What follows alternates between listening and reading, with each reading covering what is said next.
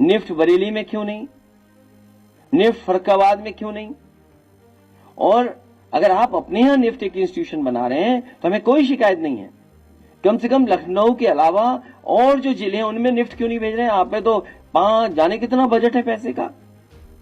और फिर 2 जमीनें समाजवादी सरकार में दी गई थी एम्स के लिए, वही एम्स बने, कोई नया एम्स नहीं बना है। नया एम्स क्यों नहीं आया उत्तर प्रदेश में? नया आईआईएम क्यों नहीं आया? नया आईआईटी क्यों नहीं दे रहे हैं सरकार के लोग? ट्रिपल आईटी दिया था, उसको भी इन्होंने बर्बाद कर दिया।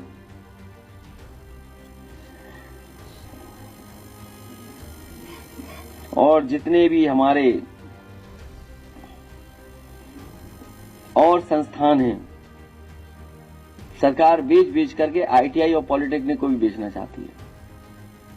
आईटीआई और पॉलिटेक्निक को भी बेच देगी बहुत जल्दी। सरकार कह रही है डेटा सेंटर स्थापित किए जाने का लक्ष्य रखा गया है, जिसमें प्रदेश में 30,000 करोड़ रुपए के अनुमानित निर्देश से 900 मेगावाट क्षमता के सृजन का लक्ष्य रखा गया है। कहां डेटा सेंटर बना रहे हैं आप? नोएडा के अलावा डेटा सेंटर कहां बन रहा है?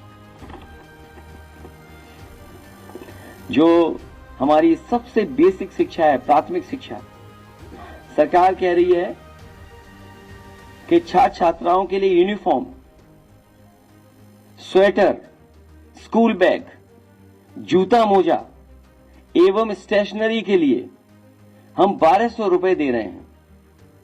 कोई हमें बता दे आज की महंगाई में क्या 1200 रुपए में ये सब चीजें आ जाएंगी? क्योंकि ये सब चीजें सरकार को देनी पड़ती।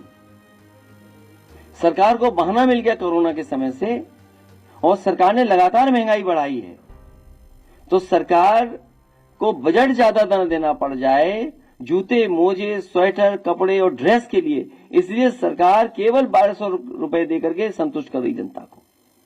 इससे बड़ा धोखा और क्या हो सकता है? और हमारे प्राइमरी स्कूलों में बच्चों की संख्या कम हो गई। ये जो आंकड़े बता रहे हैं कि कक्षा 1 से 8 2 करोड़ से अधिक छात्र छात्राओं के लिए निःशुल्क स्वेटर एवं जूता मोजा उपलब्ध कराने हेतु 650 करोड़ रुपए और फिर 350 करोड़ रुपए बैग के लिए। कहां मिल रहा है? कभी जूता 1 नंबर, कभी 2 नंबर, लेकिन सरकार अपना बजट बचाने के लिए डीबीटी दे रही, जिससे सरकार को न खरीदना पड़ जाए। 75 राजकीय पॉलिटेक्निक निर्माणाधीन पीपीपी मॉडल पे जाने जा रहे हैं। पीपीपी मॉडल मतलब प्राइवेट लोगों के हाथ में दिया जा रहा है। एयर कनेक्टिविटी के लिए बहुत कह रहे हैं, बड़ी बड़ी बातें कह रहे हैं। 7 साल में कोई मुरादाबाद में लैंड नहीं कर पाया एयरक्राफ्ट, कोई आजमगढ़ में लैंड नहीं कर पाया। चित्रकूट में जो बन रहा है एयरपोर्ट वो समाजवादियों का देन है, नेताजी और समाजवादियों की देन है, जिसकी वजह से आज तक चालू सरकार नहीं कर पाई। आजमगढ़ की बात मैं समझ सकता हूं, आजमगढ़ तो जानबूझ के इसलिए नहीं चलाने दे रहे कहीं हम ना पहुंच जाए, लैंड कर जाए जाकर के। मुरादाबाद में कब उतरेगा हवाई जहाज? आजमगढ़ में कब उतरेगा? या जो और जगह